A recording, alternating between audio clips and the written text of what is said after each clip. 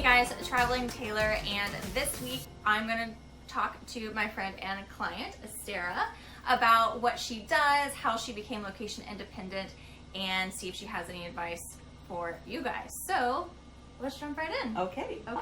Hi. So first of all, do you want to tell everyone what it is that you actually do? Yeah. So my name is Sarah, and Sarah Benvenuti, and my business is Benvenuti Arts. We're a small consulting firm working specifically with very, very small performing arts nonprofits. So most of our clients are very small independent theater companies or groups, dancers, musicians, music groups, things like that. We do fundraising and administrative work with them, mostly grant writing and helping them get money, and then also helping them figure out how to spend that money. That's what we do. Yeah, that's awesome. Yeah. And it's so different from what most people think of like a remote worker. Yeah. So can you talk a little bit about like how you got into that? Because I know you used to work in theater. Yeah. Like you used to work for a theater company or production company. Yeah, so my background is as a musician. I went to school for music and was a perfectly adequate musician, and figured out that I didn't want to teach or perform, so ended up going to graduate school right away for arts management. And so I got that degree, and during that time ran an art space in Pittsburgh, and so got out of school and was really interested in working directly with artists. But you have a career, you have to have a job with the pays. And so I ended up working for theater companies for about a decade, worked in DC and Denver and here in New York, working for theater companies, dance companies, mainly as a general manager or managing director. And in the performing arts, a lot of times in an organization, instead of like a CEO, there will be an artistic director and then a managing or executive director, and they work in tandem. And so I was always that managing director, the person doing all the business stuff, the fundraising, the sort of back end staff management, all that stuff. So I did that for a while, and in my last job, I was both director of development and interim managing director, and that was supposed to be 6 months and ended up being over a year. And so at the end of that, I was like exhausted. Was that in Denver or New York? Here. That was here in New York, and so very on very good terms. Parted ways with that company, and they were very supportive. And it gave me a little bit of runway because I had always thought, well, I want to get back to working with artists. Like in my career, I'd always run these theaters, and because I was the managing leader, I was so far away from the art anymore. And so I was sort of like, well, let's see if I can do something working with smaller groups. I know that they need a lot of help, and there's not a lot of consultants who will work with them because the contracts would be very, very small. So so I started looking into that and talked to everyone I knew in the field. In the city here, and then started picking up clients, and my first goal was just like, have enough runway that you don't need to get a full-time job. And then once that happened, always the dream. Once that happened, I was like, my next goal is to do a long summer trip abroad, because summer is a pretty quiet time in the performing arts. Most people's seasons run fall to spring. And so I was like, well, I could work remotely for the summer, and New York City is an expensive place. I could sublet my apartment and live much more cheaply for a summer somewhere if my work is going down. I had always been interested in doing this. I've always wanted to travel. I always wanted to live abroad, but never really had the chance to live abroad.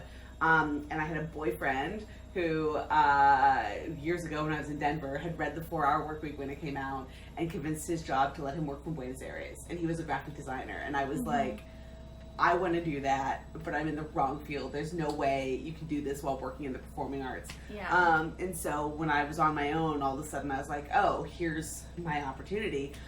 And I did, and it was great. None of my clients balked at it, and because I work with such small groups, most of them don't have offices or spaces, so we work remotely anyways. Part of the deal of how they can afford Benvenuti Arts is that we work remotely and we keep to a very strict schedule, and it works out really, really well. And so now, 5 years later, anytime a client is referred to me, one of the first things I say to them is, cool, so I work remotely, and no one balks at it usually. Occasionally I'll get someone who pushes back a little bit, and either we do a test run and they're like, oh, this is fine, or we just part ways very amicably because it's not right for them, but that's pretty rare at this point. Well, and I love that because like I worked in study abroad, and yet I felt like I had to completely change industries to be able to travel. So I love that you were able to take something that you a lot of your experience and your background and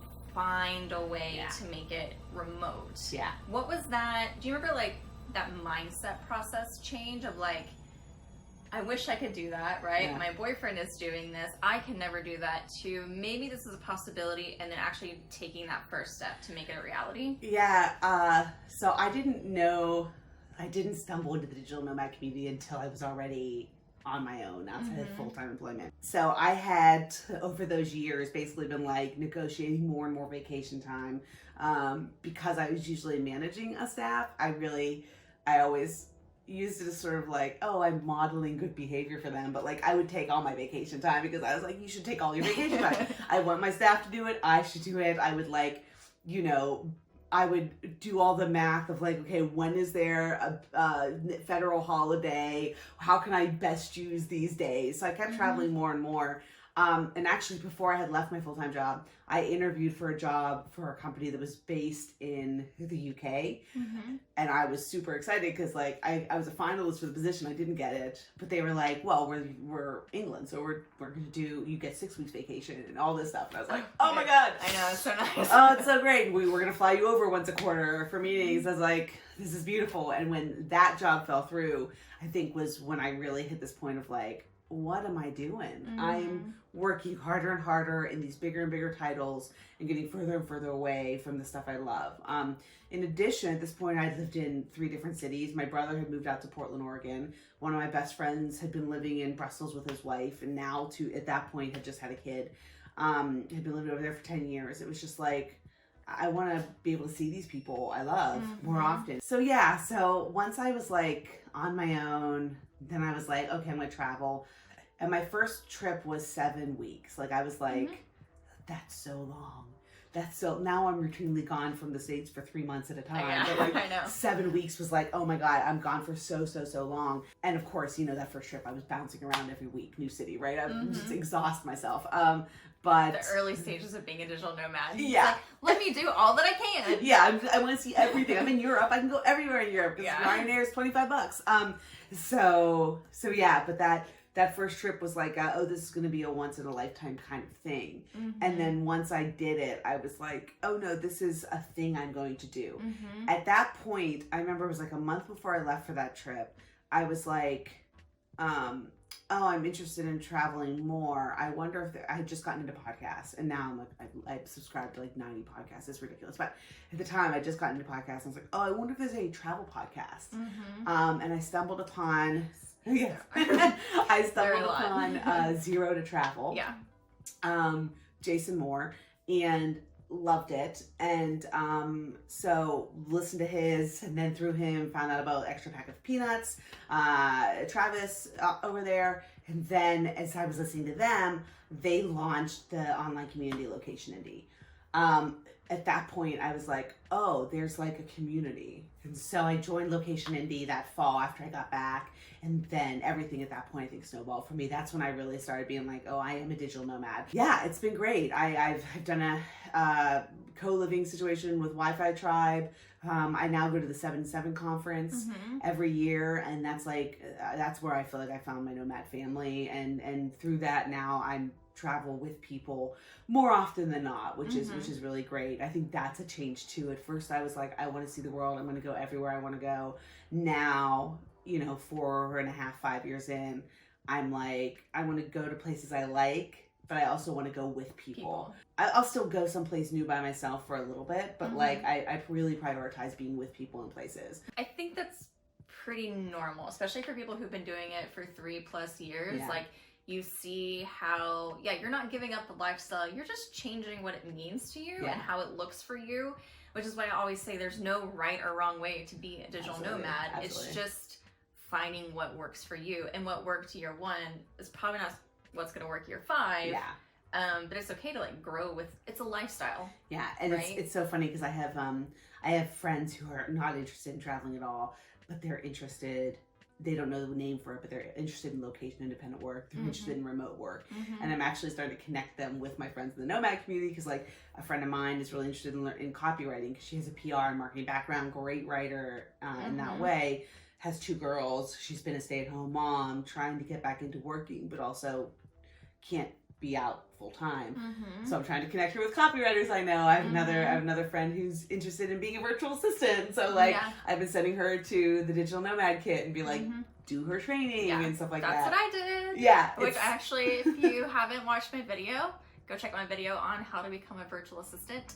And I talk about Hannah Dixon's course, the Digital Nomad kit, which kind of helps get you started, which is how I became a virtual assistant. And how I found you. Yes, because I know Hannah through 7 and 7. It's a small community. It's a big, small community. Yeah, you start meeting people. That's the other thing too is that I've loved is that the world got much, much smaller. Whenever I meet a new digital nomad, it's pretty rare for them not to know someone I know. Yeah, that's the other really fun part is like, I think you mentioned you can do the online video chats. Yeah.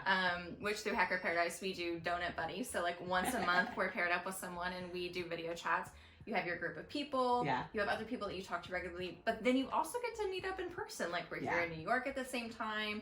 I've met up with other house sitters that I know through social media and got to meet them in person as well. And it makes the world feel smaller and more connected. Yeah. And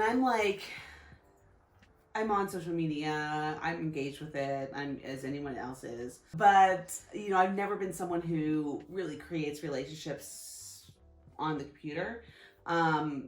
But the maintaining of the relationships via video, via call, via text, via social media has been huge. Like that for me is such a great resource. And I think when I first started, I sort of thought, oh, there's these digital nomad communities on Facebook, on this and that. That's how people meet each other.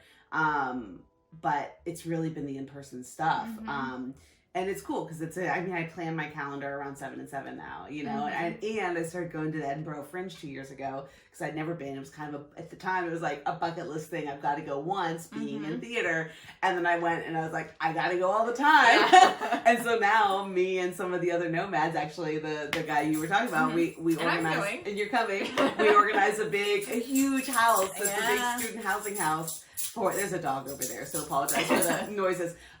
We organized this big house for the entire Edinburgh Fringe. So I'm planning now around, and here's another thing. My brother and his wife are going to have their first baby. I'm going to be an aunt for the first time. So I'm already saying, okay, all of July I'll spend out in Portland, Oregon, and help them get ready for it. Like being able to do that is such a gift. Yeah. It's such a gift. I was able to, just over the holidays, my brother-in-law was out of town for work unexpectedly quite a bit. And my sister has 3 kids. And so, I did the same thing. I was able just to take the train up to her house, spend a week or 2 with them, just kind of helping out. Yeah. And same thing. Yeah. It's so nice to be able to give that to your family. Like your flexibility actually affects other people as well. Yeah. And also it's funny. My family's always been pretty adventurous people. We growing up, we didn't travel abroad or anything, but we would go camping. They drove us all around the United States. And now that I've been traveling more, my family comes with me a lot. So my first 7 and 7, I went to Barcelona. It was the year 2 of that conference. And I had been to Barcelona a few times, one of my favorite places in the world. And my parents loved hearing me talk about it. And I was like, why don't you guys just come with me? And so we got an Airbnb. They just walked around Barcelona, absolutely loved it. We had family in Northern Italy, so we had been to Italy together, but that was the only other time they'd been abroad. They have become more adventurous through my travels too, which is really fun. Yeah. That's awesome. So switching gears a little bit, going back to your business. Yeah. And so as someone who, you started it on your own, now you have a team of people who help you, who we're all remote. Some of us travel as well. Talk about running an online business or a location independent business and managing it while you're still traveling. Going from me to now 4 of us, actually 4 in a little bit. I have someone else doing some stuff on the side. And fairly quickly. I mean, last 6 months-ish. Yeah, so Julie, who's also one of my best friends in the world, 4 years ago, she was interested in getting back into the arts field. So she had done some work for me, and then she had her son, so she was off for a year, and then she had come back on. So I think I was very lucky working with her because we do have a good rapport. We had worked together before. There has been some fits and starts. I had an associate consultant who was lovely, but after working together for a while, it was clear that like I needed a better foundation before I brought someone else on board. Like I just wasn't organized enough for her to get her on board and trained. And so that really taught me a lesson, and started really focusing on how to organize myself online. I use Asana project management software, which has been really, really useful, and making sure that everyone who's brought on, that I do a session with them on Asana, and I'm like, here's how I use it. Like, does that make sense to you? Because again, the way my brain was organized clearly is not the way everyone is organized. So there's a lot of that. I've instituted now monthly team calls, which we didn't do when it was just Julie and I. We just jump on a call whenever we needed to. Now we do a monthly team call just so I can run through things, because my business model is based on us having a ton of small clients. So it can get really, really confusing. Having the project management software helps with that, but like there's so much overlap, and we can do, right now it's government grant season, it's our busiest season. And so we could do a New York City Department of Cultural Affairs grants. We do them for like 12 different clients. So like all those moving pieces are really hard to track. Like, who works for what? Exactly. What company, and then like who writes for which one? Yeah, but as much as you try to organize and plan, you do just have to like communicate. You have to communicate. So I think that's the biggest thing for me, is that culture is really important for me. So like finding people who are smart and can learn what we do is probably much easier than finding people that I feel like can work well within the culture of what we're trying to do. I'm never gonna turn down a client because they're too small. I'm gonna figure out something for them. I'm not gonna increase my rate to where these clients that are this size can't afford it. That's just not the point. If a client needs help with something, like basically once they're in the Benvenuti Arts family, if they email me with a quick question that I can answer very quickly, I do. And I know that that's, there's a million people out there who will tell you not to do that, but for me, that's important. And that has helped me figure out who I then want to work with me, because, for instance, when I was hiring the associate consultant, it was wild. I had like 30 applications for this little remote position. But the top candidates, were all people that when I met them, I was like, you get it. Like, you're going to sit down with a client, and you're not going to intimidate the client. You're not going to make them feel bad for how small they are and how disorganized they are or how confused they are. Because I think that's another thing with Benvenuti Arts is like sometimes these organizations have been making great art for 5-10 years, but like they still don't know how foundations make their decisions. But they've been writing grants and hitting the wall and being like, why don't foundations like us? And it's like, well, it's because there's no one foundation. Like there's all these things. So like there are no stupid questions with Benvenuti Arts. And I think that I try to take that in with the staff and the team management, because we are all spread out. Like you're here right now, but you're a nomad. I'm a nomad. One of my grant writers is based in Milan. One of my grant writers is based in DC and has a son. Everyone's got these different demands on their time. And so I think doing a monthly call instead of more frequently really helps us stay focused on the work and allows us to still touch base. Then I'll do one-on-one calls as needed. Right now I want to check in with everyone this month, for instance, because it is our busy season. So making sure we're all together. And then also making sure that you guys can suggest better ways to organize things. Like you went through my Google Docs and completely reorganized it, and then you're gonna walk the staff through that on our next call, so that, like you said, they can have ownership over that themselves, which is great. Adriana, the new grant writer, came in and she's asked a lot of questions, and she's sort of like, should I do it this way or this way? I was like, well, what do you think is best? And she'll suggest ways she wants to do something. I'm like, great, go for it. Our goal is to do things efficiently and well. And as long as both of those criteria are happening, I'm cool with everything. So it's about being there. It's about being supportive. Like I was just saying to you, I don't have email notifications on my phone. So when I'm away from my phone, I'm away from my computer. I don't have to be thinking about it. I do have Slack notifications, because for me, if the team needs me, then I'm there and I'll answer questions. So I think that's the biggest thing for me, running a remote team and being, a solo a solo business owner, a solo entrepreneur, is that I do have to be available to my team all the time, and being better about not being available to clients all the time. Yeah. That's a harder thing that's a thing I can put away, but for my team, I think it is important with us all over the world that I am there for those little questions, because you can't just pop to me over the next desk and be like, oh, by the way, but I want to have that environment so that you can do that over Slack whenever you need to. So yeah, I think that's that. I've always hired more for culture than for specific ability to do tasks, because I just fully believe that, like, I'm gonna get a bunch of applicants who are smart enough to figure this out, but I'm not gonna get a bunch of applicants who probably will fit in culturally with what I'm trying to do. Yeah. This is the last question. Yeah. Did you have any advice for people who want to become location independent or become a digital nomad, and who maybe don't work in the most obvious fields like arts, or something where they might have to really create their own position? I would say start with where you are. I said to that when I was working full time, I said to them, I'm burnt out. I want to do this thing. Do you guys want to work with me? And they did for a little while, which was great. And so that really allowed me to have the space to figure out what I wanted to do. I started there, and then I also literally had coffee with like everyone I had met in New York theater. And at that point, whatever someone needed help with, I helped. I helped someone set up a database. I sat down with someone, which is actually, this is so funny. There's this woman, she's the artistic director of a very small company. She was the only person on staff, basically.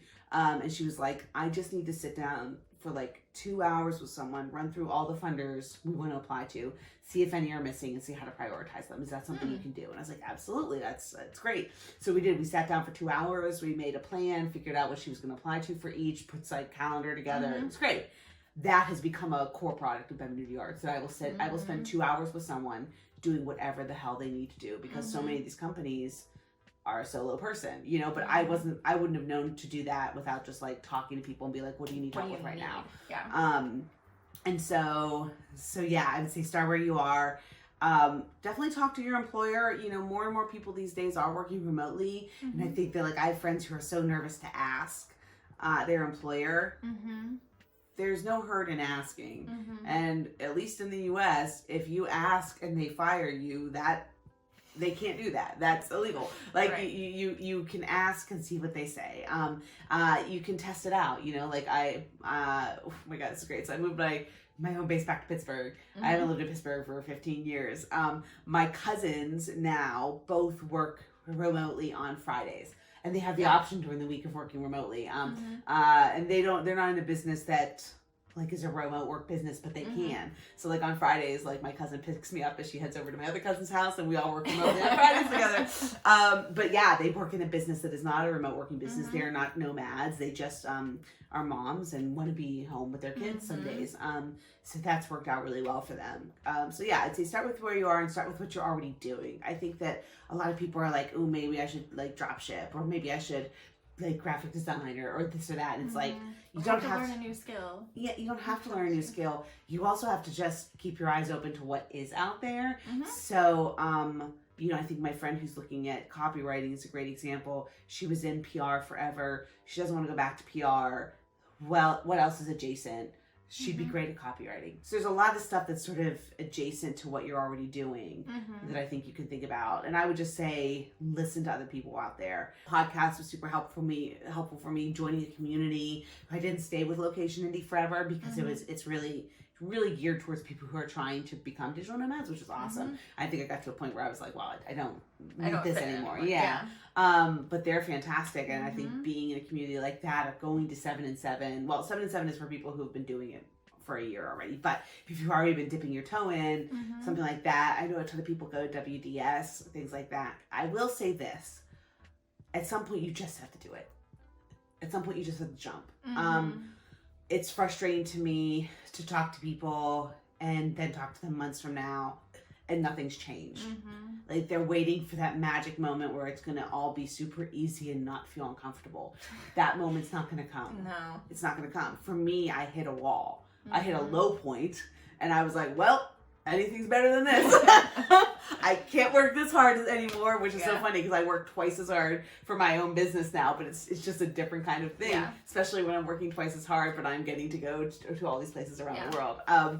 But it's going to be really uncomfortable. It's going to be hard. You can give yourself some runway so you could save up and do that, but you just have to do it at some point, and you just have to know that it's not going to be super easy at first. You could probably have to tighten the belt for a little while, but it does get easier as you work harder and figure out where your niche is. I will also say this: not everything has to be the hustle. So, and I've learned that over time. I have this business now. I could spend all day, every day on the business, and that burns me out. So the past 6 months, I've gotten better at taking weekends. I have a team, which is great. It helps.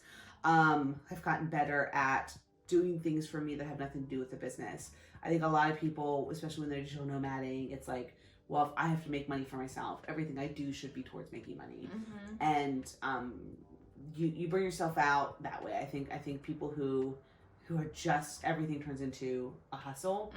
I think they fry themselves out. Well, it's just like last weekend, it was 60 degrees. It was in New York City. It was partly sunny, but sunny enough.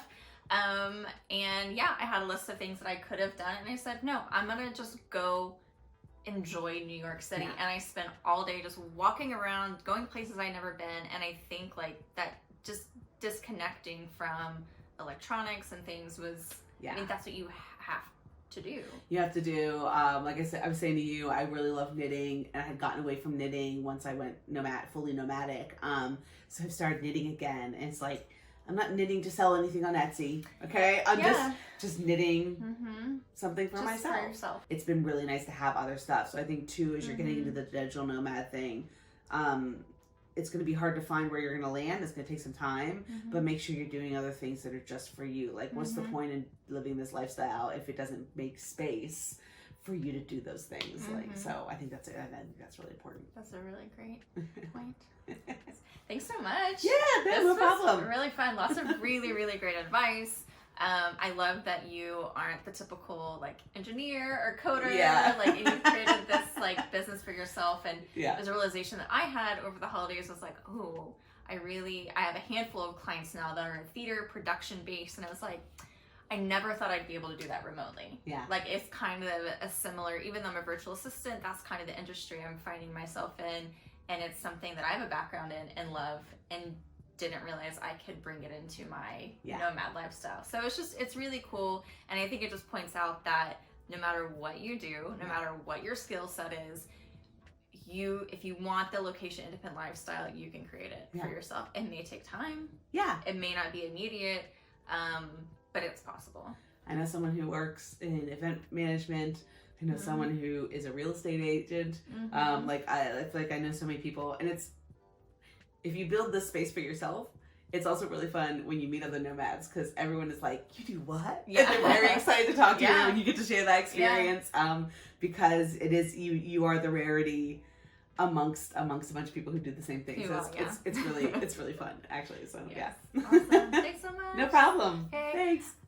Thanks guys for watching. Hopefully I'll be doing some more interviews with people who have location independent lifestyles and maybe do jobs that you didn't realize you could do remotely.